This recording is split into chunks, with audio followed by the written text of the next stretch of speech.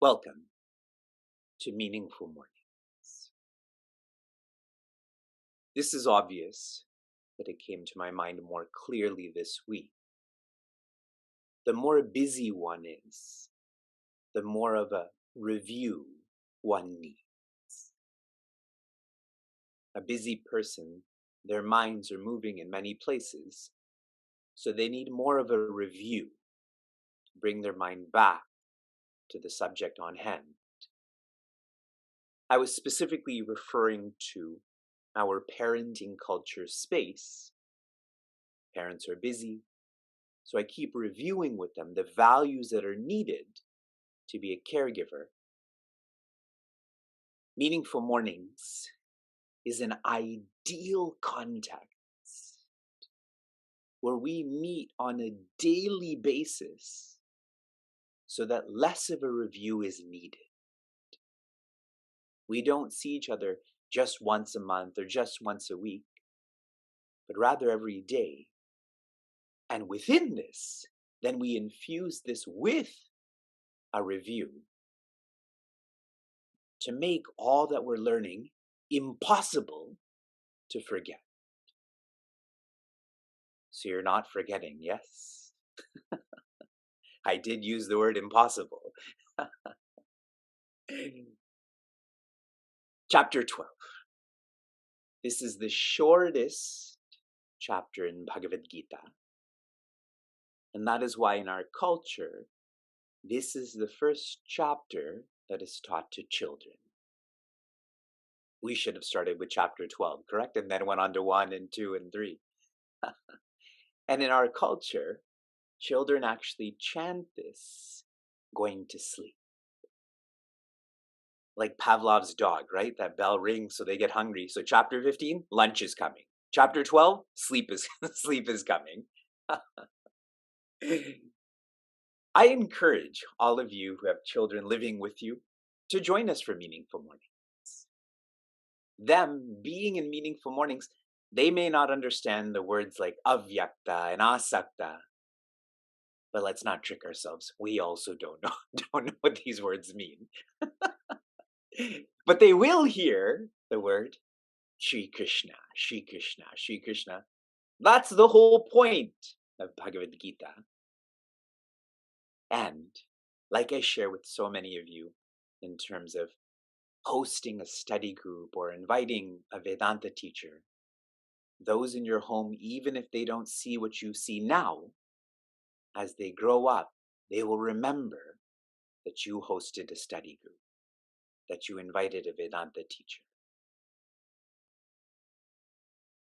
Chapter 12, the theme is Bhakti. Another word for this is Upasana. And an English word for this is role modeling. Role modeling. This becomes very clear in verses 3 and 4. In verse 3, many insights into infinity are given. This is content for contemplation. If you contemplate on that which is finite, your contemplation will come to an end. But if you contemplate on that which is infinite, your ego will come to an end. In this verse, if I can summarize this in a feeling, it is that Sri Krishna is ever with us. With us outside, with us inside. Now remember what I shared. Bhakti, Upasana, role modeling. If Sri Krishna is ever with us, we should be ever with Sri Krishna. And that's why verse 3 has so much content. In verse 4, there are many insights into Sri Krishna, not as infinity, but rather divinity, specifying how he is always with us. He is the one who is engaged for us, equal to us, caring for us. If he's like that for us, this becomes our path to be closer to him. The historical map, Ramayana, does mean the path of Rama, but it also means the path to Rama. The educational map, Srimad Bhagavatam, the 10th section is about the life of Sri Krishna. The 11th section is the teachings of Sri Krishna. The point being is if you follow the teachings of Sri Krishna, your life will be like Sri Krishna. Everyone's clear about this. And the 3 practices that were given in the 4th verse, some niyamya. That is for your senses to be directed. This is at a body level, a physical level. Then, more evolved than this, more comprehensive, some buddhaya. This is where your mind is even. Compliments come, even. Criticism comes, even. This is at a mind level, at a mental level. And more evolved, more comprehensive than this, samhitaya, which means your ideal, your intellect, is to help others. Remember I shared with you, the best way to be happy for a lifetime? Help others. That's so clear in samhitaya. This is at a intellect level. In the BMI chart, all of this is addressed in this one verse. Reading some of Pujya Swami Chinmayananda's insights in reference to samniyamya, he shares. The sense organs are the real gateways through which the disturbing world of plurality steals in to storm our inner bosom and plunge us into destruction. If your sense organs control you, this will be your fate. And so we summarize this practice even more into engage. Engage the senses. In reference to some buddhaya, they who have developed the right sense of discrimination can easily watch for and see the golden cord of beauty that holds together all that is enchanting and grotesque, constituting the outer world. This capacity is called samabuddhi. And we summarize this even more into chant. When you're in that which is beautiful, chant. Om Namo Narayanaya. When you're in that which is terrible, chant. Om Namo Narayanaya. And these labels like beautiful and terrible will become less impactful. And samhitaya, love for all beings, becomes their creed. There's so much of emphasis on creed in terms of diversity, equity, and inclusion. What if your creed is not based on your family or your blood type, but rather love? And we summarize this as observe. Observe what beings need and direct yourself to that. Not what they want, but what they need.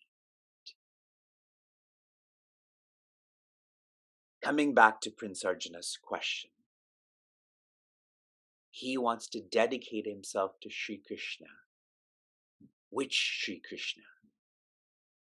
The Sri Krishna as divinity, the Sri Krishna as infinity, Shri Krishna is answering this. He's answering this more directly in verse 5.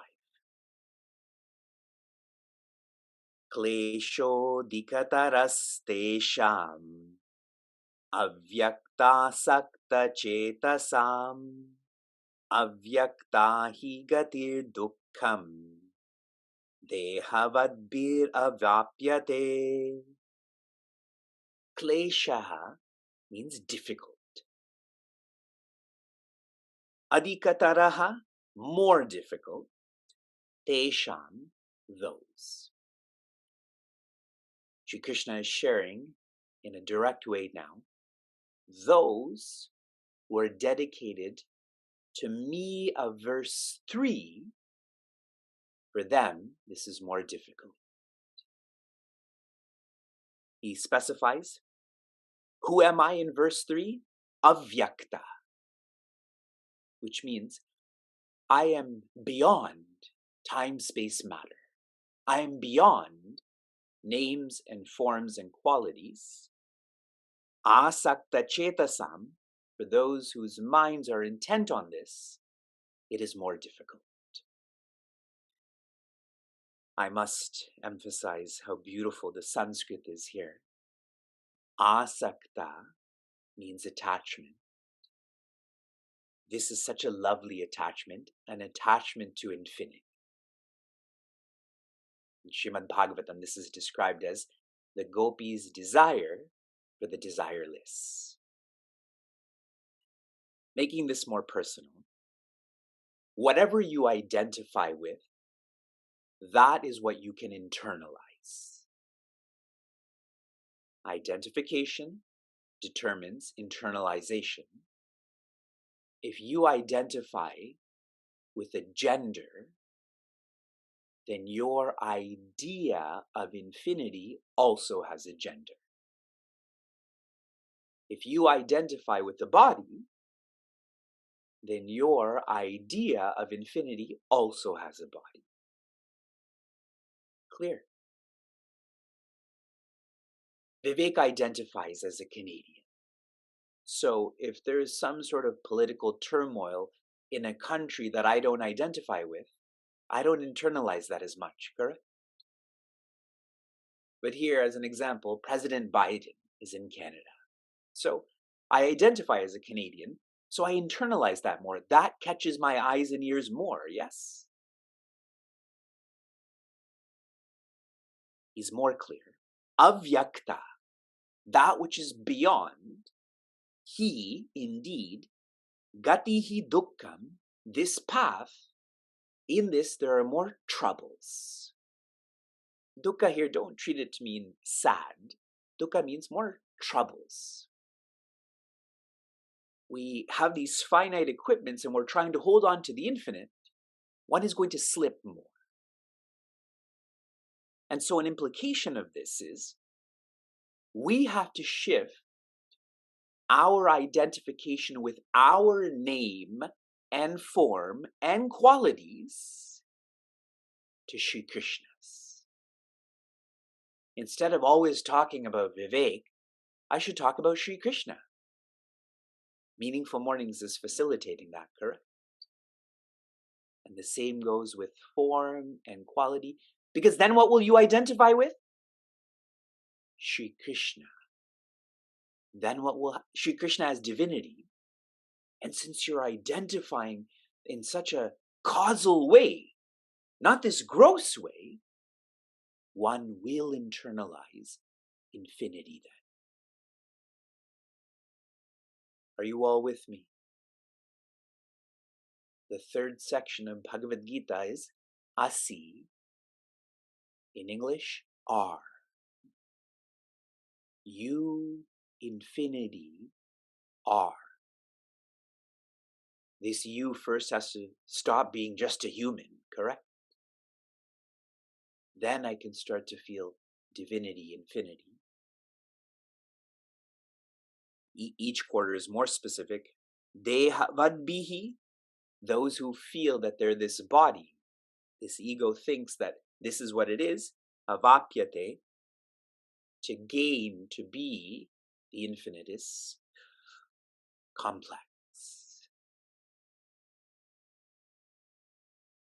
When we review this verse on Monday, I'll explain in more detail how Rishi Uddhava shares with Sri Krishna, you are going from Vyakta to Avyakta and I want to come. And Sri Krishna says, no, you can't come in the way you think you can come. You can only come if you know me. Reflect on that. I will share more when we review this verse.